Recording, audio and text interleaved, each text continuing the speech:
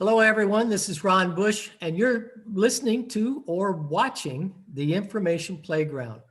Welcome to us today. We've got a special guest, one that you've regular viewers will be familiar with, Larry Young. Larry Young, our guest, is an author, speaker, business development strategist.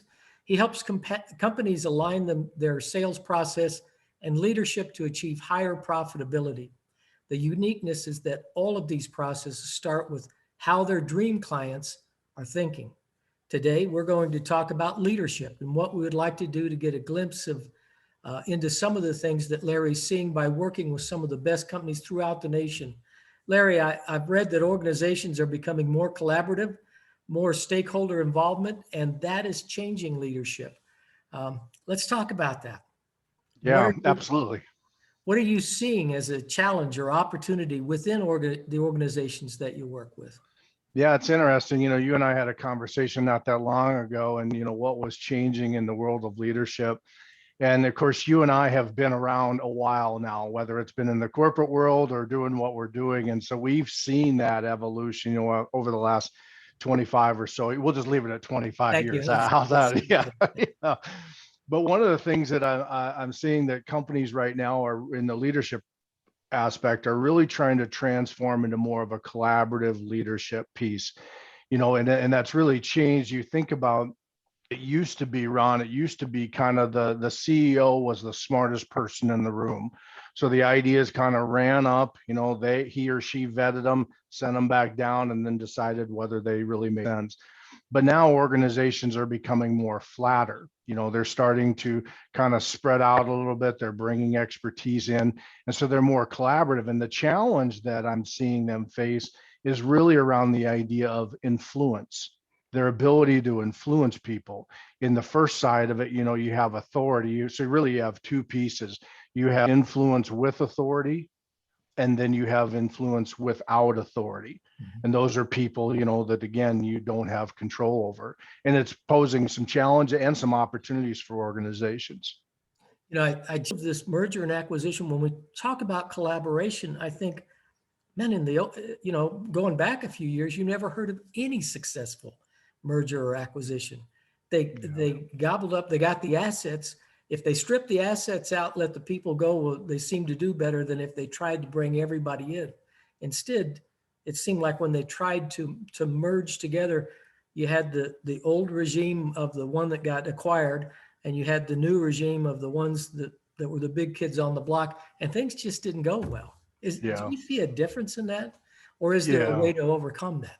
Well, I think you're right. As the organizations that you work with get bigger, it goes to the point that I said, the CEO being the smartest person. So you look at, in your world, in kind of the cybersecurity, you're probably, unless it's a smaller company, you're really not dealing with the CEO. You're probably dealing with a chief technology officer or somebody in that world who has specialization. And so now being able to collaborate with that person, and then they're making decisions that pretty much go to the CEO and say, this is the right approach. And so it's not just one having influence over people with one person in charge. There's many people in charge, and the people that are in charge don't necessarily have authority. The other thing that you'll see, and we saw this since 2008, the initial recession, or the last recession, where all organizations were trying to do more with less. And so organizations became flatter, right? So you had, where you take like myself, in my early years, I maybe had 6 to 8 employees that you reported to. Now all of a sudden people have 20, 25. And so the collaboration is a function of, look, I can't manage all these people. So therefore, these teams have to work together, get stuff done when nobody in that team necessarily has authority. And that's where influence is becoming a big piece of that. Excellent. So let's go a little further with that. Influence with authority and without authority. Let's talk about that. How to work within that, how it happens, how to work within it, how to be successful on either side of that coin, because there's challenges on both. Yeah, absolutely. I think first, the definition, really of your influence with authority, Ron, is like I was just mentioning, back in the day, in the mid to late 90s and even the turn of the century, a lot of managers had 6 to 8 employees. Your group had a task that had to be performed, and the more efficient and the more effective you could be at it, the better you are, and those promotions ran up. And the people that you were solely responsible for the people in your group, so you had authority to influence those people, and so you recruited them, you trained them, you developed them, and you promoted them, and that was the influence you had. And you kind of had, I hate to use the example because it seems kind of crude now, but it's that donkey and the carrot, right? Where the manager sitting on the back of the donkey with a stick and a carrot in front of him, and the carrot could have been a corner office, a pay raise, a promotion, something like that. And that's how we manage, and you influence people in that manner. Ron, do your job, right? And that's kind of how we did it. And that still is relevant today, but I've noticed that managers have to have more tact. They've got to have better communication. They've got to have better rapport, accountability, and follow-up. Where it differs from influence without authority is that you can't sit there and say, Ron, do this, right? So you're working as a collaborative team. So like when I work with companies that are like multidisciplinary, maybe they're like as an example, be like a engineering and architect, design and construction. You have silos, and projects have to get done for the customers, and people have to lead those projects, but they don't have authority over those people. And how do they create that? And of course, that's gotten bigger, like I said, with the flatter organizations, but the gig economy, more specialization, siloed organizations, and really people bringing people in work to get better ideas. And so that's where that more collaborative piece comes in. And so how do you lead that? And there's really some benefits to that as well. If so, what are the benefits? If you don't, maybe there's some disadvantages to it. What do you think?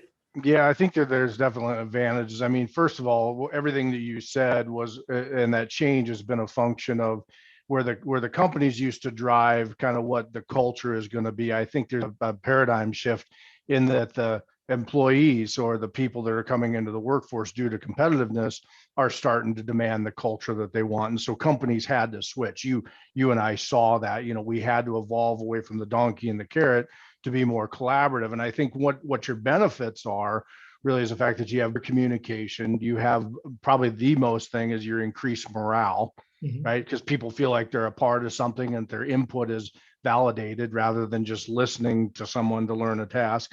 There's usually less bureaucracy because it's all kind of done and then it's packaged up and sent up. And then there's more adaptability. People are allowed to shift, more nimble. And I think those are the big benefits that you have for flatter organizations. Does it cause issues? Yeah, it does. It absolutely does. What it does is it puts pressure on companies to develop those soft skills that you were saying, that with people that need to be able to have influence when they don't have authority. So you can't just put people into groups, even though they're specialized, because you can run into issues. I run into it all the time where, again, I'll use the architecture, engineering, design, you got construction, you may have 10 people in a room, none of them have authority. They all have to work together, but all of them think they're the smartest person in the room. Right? So how do you get anything done? How do you exercise authority? Because somebody's got to step up, right? And be able to do something, and be able to make the deal go forward, because time is money. And so the biggest issue that you have is you have to develop those soft skills, empathy, communication, verbal skills, things of that nature. I'm on the going up and all the rest of that. Yeah. I would imagine that leadership influence without authority is more of a challenge. Yeah, absolutely. When you think about leadership, how do you influence, with authority? As an example, we talked about that, and that's kind of like you said with the Peter Drucker piece. Well, one of the tips that I give leaders a lot of times is try to influence authority, or excuse me, have influence with people that you don't have authority over before you need it. Before you need it is really crucial. And that really starts with having great rapport and great credibility with people when you don't need anything in return. That's how you really build influence. I'll tell you a story for your listeners and viewers. It's a powerful story. I was just thinking of this the other day. back when I first started, I was in a centralized environment. Like I said, I had the 6 to 8 employees, and I had great relationship with them. And I tried to spend time getting to know them and that type of thing. And I was a young manager.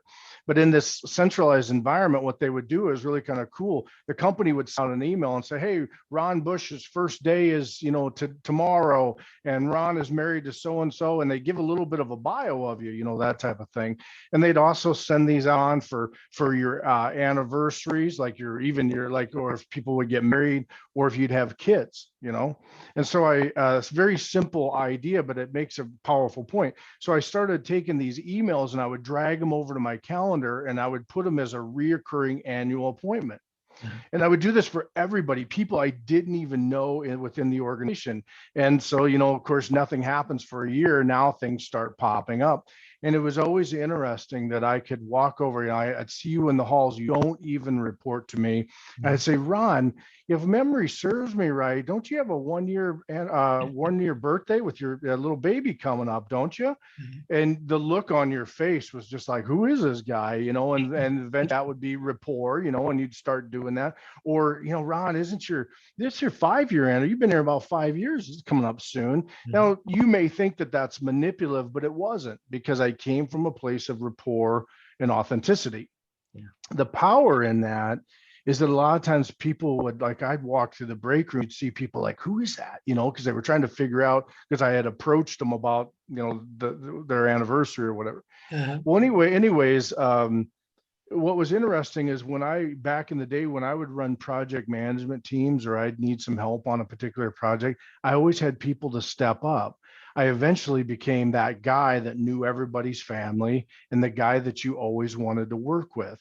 But at the time that I was doing it, I wasn't asking for anything in return. I didn't ask for a favor in return. I just did that. Now, here's the power. I've never told this story. So about 7, 8 years later, I got promoted to a market president, and I'm in a small town, and the town is located by a river and a lake and a dam. And this is 2012, and the rains were coming, heavy snow, heavy rains, that type of thing. Dam is almost at the peak, right? So the Corps of Engineers basically says, "Folks, we got 2 days, we got to release the water." And there's a whole residential development downriver, below the river, and the water's just going to overtake the houses, and they need to try to sandbag. So this call goes out, people, they say, "We need some help. We need some help for people to come and sandbag to try to save as many of these houses as we can." I'm getting goosebumps already. And so I send an email to just one buddy of mine in a town in the Midwest, it's about 90 miles away at this time. And I said, "Hey, buddy, if you got any friends that need a little exercise, I need some help down here for sandbagging." Well, the team that I had in this small town was only about 20 people, Ron. And I could only afford to give like 7 of them, because we still had to run the bank, I had to keep it open. So the 7 of us show up to help the community. We got our red shirts on, to support the company, and we're sandbagging. And it's looking a little dismal, because the Corps of Engineers says 2 days, we're letting the water go. And all of a sudden there was a roll behind us, and there was 3 buses and cars and pickups that pulled up. And I had 120 of my friends at the old place I was at with red shirts come out. And of course, I'm emotional, right? I mean, I couldn't believe it. There's my buddy that I called. He says, "When Larry calls, we're here to help." And those guys and gals all sandbagged for 12, 13 hours. And the community saved these houses from destruction. And that, my friend, is leadership without authority. Because I didn't ask for anything when I was asking them about their anniversaries, but when I called a need, they were there.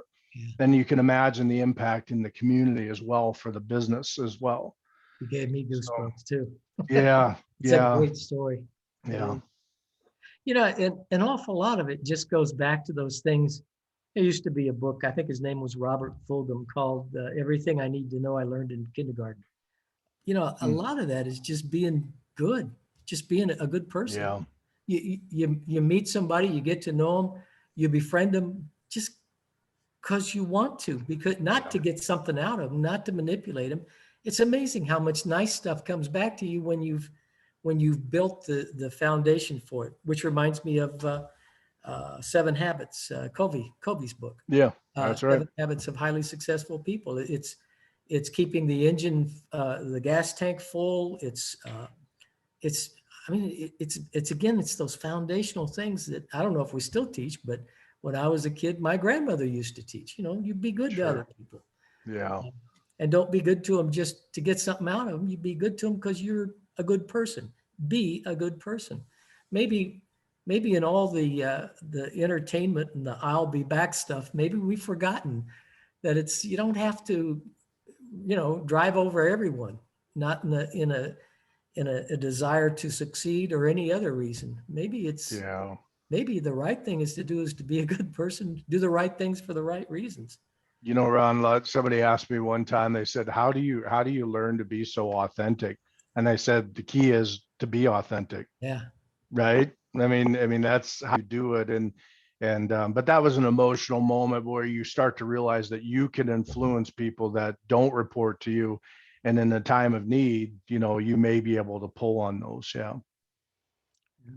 Back to that illustration where the frog in the kettle, Yep. and you Yep. slowly turn it. Yeah. So we teach businesses to recognize their environments changed and adjust their leadership and sales accordingly. Great, great. Well, let's talk about leveraging networks. Yeah. What is that all about? Let's get into it. Yeah. As a backdrop, so I was in that sales environment that I spoke of, but then, early in my career, then I got out into an environment where I was leading teams where in order to get a job done, or a deal for a customer, as an example, I might have to have a partner that's, in Dallas, Texas, or Tucson, or New York. And so you've got people that now all of a sudden I don't have the emails, right? I don't have that ability. And this is really before virtual was a big deal. So I didn't have the face to face. So you had no relationship. I couldn't see him in a break room. And how do we start to create buy-in with people that really, like a lot of these people had workloads. So you might call and say, hey, Ron, I need a favor. I got to get this done for a customer. And they'll be like, no, I got 10, 12 of these in a queue. What makes you so special? Yeah. And so how do you start to create buy-in with people and get people to do things when you truly don't have that authority? I didn't have the ability to say, drop the other 10, do mine first. I just didn't have that Yeah. at that point anyways. And so what I really developed over time is that there's really four kind of key in areas that one, if you're trying to create buy-in or sell an idea or move a project forward, or even with a customer, a difficult customer, it's leveraging a network, creating a buy-in, powerful communication, and negotiations. Those are kind of the four cornerstones really being able to move a deal forward. You had So, asked about like leveraging networks, uh-huh. then I would imagine that you do that. You talked about LinkedIn a little bit, but really you have, really what I help people with is to establish is you have three types of networks, if you think about it, Ron. And there's great books around networking and things, but here's kind of the scoop on it. You have a kind of an internal network that's naturally within your organization, a bigger organization. And those are the people that help you get stuff done. So in my past life, those are people I could call in that centralized environment and said, hey, can you get this done? They'd be like, yeah, Larry, let's get that done, And by and large, what ends up happening, the good side of that is it's very easy for people to do. It's very easy to create that network because those people are right there. And usually the network is all the people that you need to complete the task. So give me the loan docs for the customer, do this for the customer, and then we get it closed for the customer. The downside of this, what I see leaders do is they spend so much time in this that they don't develop their other networks, because it's very easy to do this. And a lot of times, if you get the same group of people thinking the same way, because you think, well, that'll be easier, I can move deals forward, you don't get any new creative thought. Right. And so sometimes managers can fall into this trap of I only spend time developing the internal network. The second, and really one of the most powerful, is your people network. And this is what you and I have, most of your listeners and viewers will recognize. These are the people usually outside the organization. This is friends, this is contacts, These are people that are good for information, resources, maybe something, maybe sometimes a shoulder to cry on or something like that, that type of thing. And what usually happens is leaders don't spend a lot of time, as much time on this, because they're more task oriented. So they're focusing on that internal, not so much what does the external really do for me. And the thing that they miss, the value in a people network, developing that, is a lot of times some of my best ideas have come in my business, and even in when I was in the corporate world, have come from people that aren't even in the same industry as me. Yeah. So they'll just come to me and they'll say, well, this is a problem I'm facing. Well, I'm facing something kind of like that. And you get a new perspective. So managers have to be able to develop the people network. And then the third is your strategic network, Ron. And really, those are the people that kind of open doors for business or for your projects or for your ideas. Those are people that can kind of help you, give you a different thought, or maybe an external resource that can help your project move forward. These are your movers and shakers. And a lot of times, again, people don't spend very little time because there's a lot of work that it takes to build a strategic network. But a quick tip, if you'd like. Yeah. One of the best, I had a great story. I met a buddy of mine from the old days, and he wanted to hang out with a group of CEOs that he could build that strategic network. And what he did, he got into running. So he formed in the community here a SEAL running club of 15 guys and gals. Uh-huh. And so what he's done is he's brought people that commonality and interest that were CEOs, and nothing that he did, but he started to build that strategic network by finding commonality and forming a group. Very simple, not easy, but a very simple way to start building a very strong strategic network. Excellent. So I know taking up running would be a good idea for me. I in the past have only run when people chased me, so that doesn't happen too often. So you mentioned 4: internal network, people network, strategic network, or was there 3? No, there was just 3. There's 4 overarching with the leveraging and creating buy-in. And Got it. So when I go into a company, let's say that I'm hired to go in and I need to create their information security policies and procedures. It depends on the size of the company. I may just stay in the IT department, or mostly stay in the IT department. I may be out into all the other departments. If it's a small company, I'll just get with the owner, CEO, president, whatever it is in the structure, and kind of I'll get the overarching structure, I guess, if you will, needs and what have you. But usually the guy at the top doesn't know what the needs are. He knows what he wants the end result to be, but he doesn't know all the stuff that goes into it. So really, when I go into just any size organization, I basically have to bring a team together. Whether you know it or not, you're going to be on my team. I'm going to work with you to find out what the needs are in your department, of your organization, what have you. And that's usually not going to be from the top, because he doesn't know, or she doesn't know. It's usually going to be people that actually do the work day in and day out. So I put I base or figure out what the needs are by talking to the employees. And then I put together the policies, the procedures that apply to that organization. I've been doing this a while. Naturally, a lot of that stuff is boilerplate at this time, but not all of it. Some is going to be customized to each individual organization. So that being able to bring a team together within the organization, and I'm including myself in the organization at that period of time, is instrumental. And I'm going to go to the next 2 after this, but on this one, any clues how to be efficient in doing that? Yeah, it actually ties into the next one, which is creating buy-in. So when you're when you're networking, we think about going to a chamber event or something like that, but when you're selling, like in your world, to answer your question, you're building a network with inside that company to initiate the procedures or processes that are going to protect them from cyber security or cyber fraud things. So a lot of times I do a whole seminar on this, but the idea is that you have to know who your cheerleaders are that are in there, who are going to be your adversaries are in there, who are going to be kind of your supporters, who are going to be your champions, and kind of define those out. And then who in the end has the end all decision, because that network inside there, this is what I teach salespeople, is that network inside of there are the people that are really pushing it forward and be able to create the momentum to move your idea forward.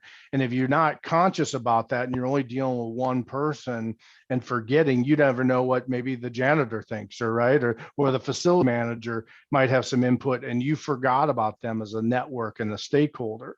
And so that's where it ties into the next one, which was really Ron, buy-in. And when you identify those individuals, you have to create buy-in. Forbes did a study that showed that 70% of organization initiatives fail due to lack of buy-in, because people can't get the traction for it. So they get in there, they get into your scenario, you're pitching your services and the protection. You've got the IT manager, but then there's all these other people sitting around the room. And you'll find that when you get in there, you'll find some personalities that can stall your influence. They can stop the deal. And so there's a really good book I'll recommend for your listeners and your readers. It's called Buy-In by John Cotter. And fascinating. It's a short book, but the first half of the book is a story. And then the second half applies the principles, but it's the whole idea of buy-in. And it's one of the single best books I've read in terms of that topic, because it really gives you strategies. But John, I've kind of renamed him a little bit, but John talks about, think about your scenario where you're pitching your idea, right? And so you've got maybe the tech manager there as an example, if that's kind of your decision maker, and you've got other people around the room. And so you're giving your presentation, and I've had this happen in business. I've had it happen in nonprofits, but John Cotter talks about 4 types of people that derail your thing. And one is the first one's the boogeyman, or I call it Armageddon. They're the person that raises fear and anxiety. This is the person Ron sits there and says, well, what if this? And what if that? And what if that? And what it does is it makes everybody in the room start to go, well, Ron, you didn't think about what if. And those what ifs may have nothing to do with anything, but it starts to debunk your credibility. And you'll see people start to do that. And so at the end, I'll kind of tell you how to deal with these individuals. The second person is the death by delay.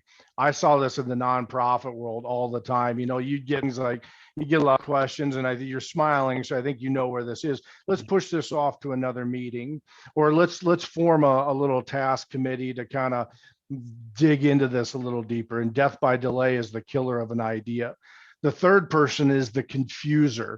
This is the person that has the irrelevant points. Back in 1969, this is when, right? This is when we did this, and it has nothing to do with anything. It's old stories.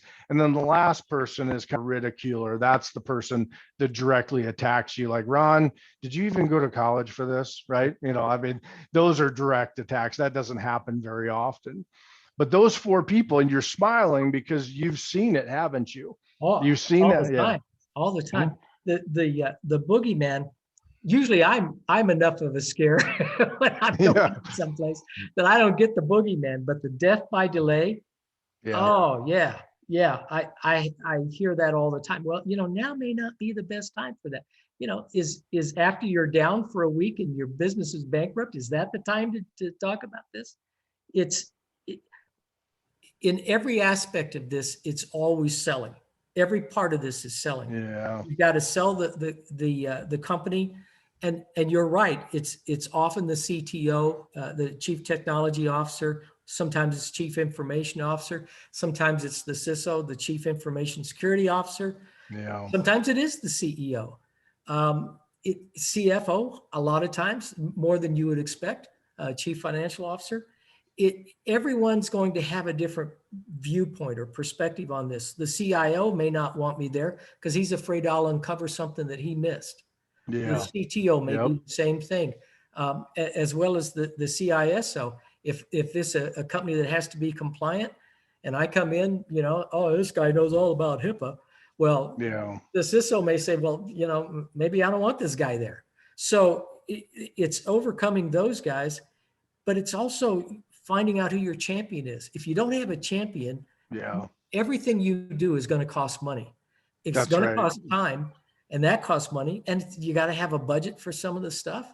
Uh, Everything is going to cost. And so if you don't have a champion, and I mean, nothing against mail clerks, but it can't be the mail clerk. It's got to be higher up, like on the C level or board of directors, somewhere up there. If you don't have somebody pulling for you, that death by Yeah. delay, he'll bury you. They'll just keep kicking it down the road, and it's just an easy out because Yeah. people get frustrated. I can't make a decision. So what I tell people is stay calm. You got to listen, and have empathy. Yeah. Don't get defensive. Don't go off on, I always say, short responses. A lot of times people want to reiterate, what they were proposing or something like that. What people have to realize, and John Cotter talks about this in the book, is a lot of times in an organization where you're pitching, it's not a matter of getting 51% approval on a vote and something like that. You still need 80 or 90. I think that's a powerful idea because you have to get people to buy in that this works. So having people go ahead and say what's bothering them and then address that is actually a good thing. So staying calm, letting them respond and saying, and then coming back to that. But in John's book, if you read it, he gives some good rebuttals for those types of things and stuff, but stay calm. Yeah. I love that. I love that, getting it out in front of everybody. Yeah. Because if you've got somebody that's been passed over for a promotion, or they've had the idea and they got ridiculed for their idea. Now you're coming in from outside, or even if you're inside, you're coming up with yours, and it's being favorably received. There can be bitterness, there can be hatred, there can be jealousy, can be all this stuff, and you have no idea. You have no idea what's causing it or where it's coming from. You may find out in private, but you can't do anything about it in private. If you unsurface it in a public setting, well, Joe, tell me. I appreciate your comments. What is it that you're pulling from on that? Why do you say that? You must have a reason for saying that. Please tell me what it is. The old Tom Hopkins objection overcomer. Yeah. You just, if you get it in the public square, then everybody's a part of that. Yeah, I think there's always two things that worried me real quick, and that's where it ties into the third one, the powerful communications. Is I all read about the new person in the room, right? Like somebody got invited to your meeting where you're pitching at the last moment of the nonprofit or whatever I'm involved in, because they were usually then the other person is, whose job does this affect? Because you as a consultant, I see it all the time. If I come in as an expert, now it looks like somebody in the organization is less than, and that's really not what we're trying to do as consultants, but those are where you get your adversaries. And so it ties in, Ron, to the third stable of the four, which is powerful communications. And so really being able to have influence is really about communications, which is your stay calm, it's your listening, it's your empathy. You mentioned it earlier, 7 Habits of Highly Effective People. I think I have it somewhere on my desk here, but I've got the thing, seek first to understand and then be understood. Whereas you and I have joked offline sometimes, 2 ears, 1 mouth, use it accordingly, right? And yeah, so there's an acronym that I run across called WAIT, WAIT, which is an acronym for Why Am I Talking? So taking the time to ask yourself, okay, why am I speaking? What's the purpose? And I think that goes back to those 4 types of people, is not why am I talking, but why are they talking, right? Or why are they saying that? Or why am I rebutting? Or why am I getting defensive? So sometimes you can be like, I'm talking because I'm defensive. I'm talking because I'm nervous or something like that. Yeah. So I give leaders a really good, a quick story, but I played college football and then I coach football. My boys have played football and baseball and sports. And so I've observed coaches and I've been around coaches. And somebody always asks me, what's one of the differences between, good coaches and great coaches? And I would say great coaches have 3 levels of conversation with people they're trying to influence, which is really their players. One is, Ron, if you want to block down on the tackle, you need to move in this direction, right? You need to put this foot first and block down on the tackle. The second level of communication is, now, Ron, I told you how to do it. You need to block down, put left foot first. You need to get in there. And the third usually has some type of expletives, right? That says, Ron, get off my field. I'll find somebody else to do it. Right. The problem with coaches, and now we'll transition to leaders when you're influencers, is a lot of times leaders get stuck in one of those levels. They're always the yeller or they're always the trainer, and they don't vary. And so one of the secrets to great leadership is to know when to use a conversation like this or a level 2, and sometimes in a more professional way, a level 3 conversation. And that's the difference between leaders that influence. Excellent. We're getting close to the time, so let's go to negotiations. Yeah, we'll finish up there. Yeah, negotiation. So a lot's been written on negotiation, but I'll give you two big tips that you don't normally hear. One, always know that you're in a negotiation. A lot of times when I'm talking to leaders and maybe they're giving a performance review that blows up in their face, or a salesperson, all of a sudden says, Larry, I'm getting these objections that, I can't seem to overcome. What I usually tell them is that the problem usually stems from early on. It usually stems from sometime way back before you were at that point. When you're dealing with employees, when you're dealing with customers, you're dealing with people, understand that you're always in a negotiation. You're always influencing, you're always creating rapport, you're always giving something, and someday you're going to have to take back. So always know that with whether you're answering a phone call for a customer, always. The second is that you have to, I'll give you two quick. The second is you have to know what your fallback position is. What is that? What can I get? That seems pretty obvious. The third is that you always have to make the other person, Ron, know that they have some type of power in the negotiation, even if sometimes they don't. And this is one of the big things in really influencing people. Real quick, when I was selling my house in Phoenix, this couple showed up 2 hours after we posted it. They get out of their car, the guy and gal get out, 3 little boys, they run out and they look, we live by a greenway and a basketball court. They said, this is perfect. Sons, we can play basketball over. This is great. And there's a pool, right? And they run inside and the realtor goes in, they spend about 45 minutes, they come back out and the guy says, this is perfect. He goes, this is exactly what we want. This is the place that we want to be. The wife is saying, yes, I love it. I love the inside. The price is just right. It's just perfect for us. And he looks at the realtor and says, make this deal happen. Make this deal happen. And so everybody piles in the car. The realtor gets in her car and she goes, I'll write it up. I'll send it to the realtor. And the guy goes to get in his car and he opens the door. He's got one hand on the door and the other on the hood. And he's kind of looking around like he's surveying his future castle. And he looks up and he goes, oh, crap. He goes, they have a Nest camera. We had a Nest camera up above the garage. Uh-huh. And all of a sudden, his demeanor just changed. And here's the thing. We never heard from those people again. No return email or call from realtor to realtor. They never came back. And why is that? Because they felt like they didn't have a say in it. They knew that the Nest camera had picked up their position. The fact that they loved the house, they were willing to pay some price close to that. It was within budget. It was perfect. And they knew that they lost their negotiation and they never responded again. Wow. And so I leave you with that because it's a powerful way. We always have to make our team, our employees, or people on the other side of us encounter feel like they have a piece in that and that we're all moving them forward to a common goal. And Ron, to your listeners and viewers, that's leadership influence. Excellent. Excellent. Well, as always, it's great to have you on the program. I always enjoy our time together, and I always learn. And so it's great. Let's go through the fine points. We've got maybe a minute and a half. Okay. Recap what we've discussed today, and then tell people how to reach you. Yeah. So real quick, I think you got to discern the difference between leadership influence with authority and without.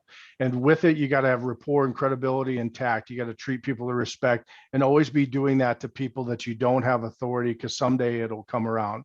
With people that you're trying to influence without authority, I think it's some powerful skills to learn, soft skills, which are really, as we just kind of went through, it's kind of your negotiation, it's building your network, it's learning how to create buy-in, and it's having that powerful communication. And those are the things that when you work on, we talked about developing management skills rather than leadership. When you're developing skills, that's how you become a very influential leader. And so I help organizations to do that through their leadership, through their sales. I can be reached again at boilingfrogdevelopment@gmail.com. Boilingfrogdevelopment.com is my website, but LinkedIn, Larry Young, or Facebook, Boiling Frog are great ways to connect me and message me for a short conversation. So Excellent. thanks for having me on, Ron. Always a pleasure. Always a pleasure. You've been listening to Larry Young. I'm Ron Bush, Ron Bush Consulting. Catch me, Ron, at ronbushconsulting.com. Check out my book, Staying Safe in a Very Dangerous World. Think Before You Click. That's available on Amazon. Check out the Information Playground on WVLP, as well as any of the Spotify, Apple Podcast, Google Podcast, any of the podcast platforms, as well as YouTube. Thanks for being with us today. I hope you have a great one. Bye. All right.